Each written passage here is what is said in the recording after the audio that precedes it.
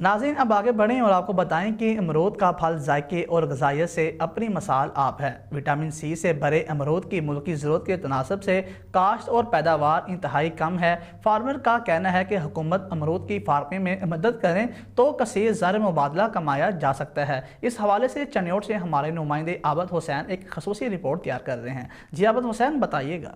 پاکستان میں 1,44,000 ایکڑ پر کاشت کیا جانے والا پھل امرود اپنے شاندار ذائقے اور بے مثال خصوصیات کے باعث ہر دل عزیز ہے۔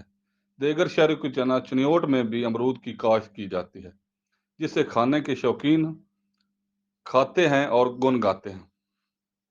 ਇੱਥੋਂ ਦੇ ਅਮਰੂਦ ਬੜੇ ਮਸ਼ਹੂਰ ਹਨ ਜੀ। ਮੈਂ ਜਦੋਂ ਨਹੀਂ ਆਉਂਦਾ ਨਾ ਜੀ, ਮੈਂ ਇੱਥੋਂ ਰੱਜ ਕੇ ਅਮਰੂਦ ਖਾਂਦਾ, ਬੜੇ ਸ਼ੌਕ ਨਾਲ ਖਾਂਦਾ ਅਤੇ ਲੋਗੋ ਇਹ ਸਰਦੀਆਂ ਦਾ ਲਾਜਵਾਬ ਤੋਹਫਾ ਹੈ।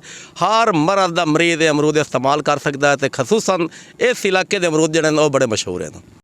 ملک میں ہر سال تقریباً 468 ٹن پیداوار حاصل کی جاتی ہے، جس میں سیڈ لیس افسی کریلا سفیدہ الہ آباد اور چینی دار اقسام شامل ہیں۔ ڈاکٹر محمد مسعود ہے۔ سردیوں کے موسم میں امرود ایک مفید غذا ہے، اس کو روزمرہ خوراک میں استعمال میں لانا چاہیے۔